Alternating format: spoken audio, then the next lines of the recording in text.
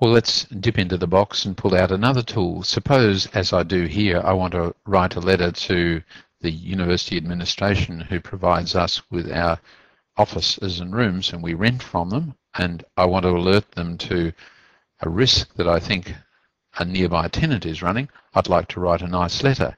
You can do that in a word processor.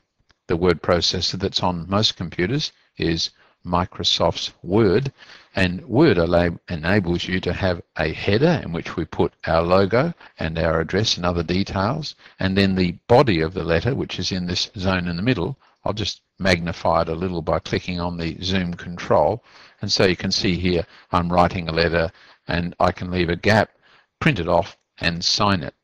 Not only that, I can file it away in a place where I can find the letter at a later stage, which is almost as important as writing the letter in the first place.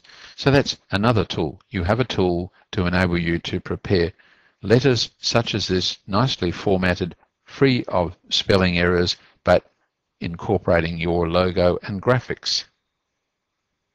Well, if we wanted to adjust a photo that we'd taken, here's one taken from a ferry coming into Seattle across the lake, and the camera shook.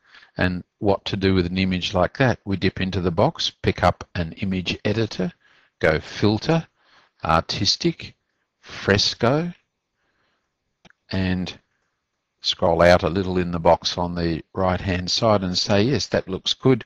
And we go OK, and we turn what was a dodgy image with the shake into an interesting image where we've taken advantage of the shake in the camera. That's an image editor.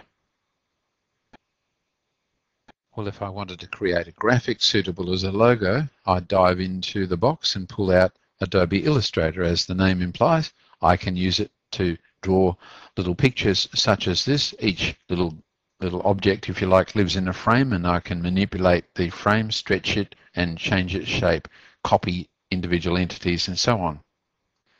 If I want to do garden design, I'd pick up a tool especially for that, a computer-aided design tool. I could use the middle wheel of the mouse to roll in on my design, paving bricks and planting and so on there, and I could click here and up would come a list of suitable symbols.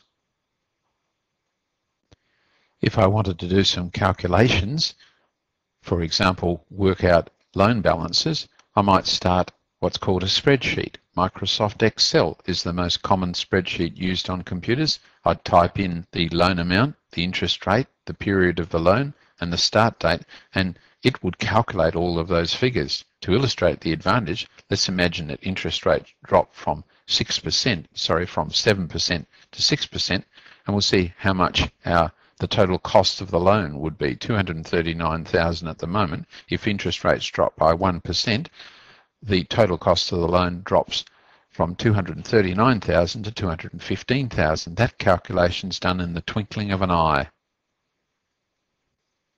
Well, I hope you can see that we could go on and on, dipping into the box and pulling out all sorts of tools. Here's a tool that you would use if you were a real estate agent and you wanted, say, a 25-page brochure setting out the houses that your team has for sale. And in that case, you'd start a desktop publishing tool like Microsoft's Publisher or Adobe's InDesign.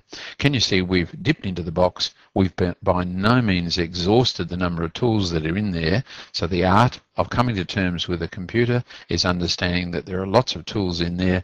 Often selecting the correct tool to use for the task at hand is the most difficult part.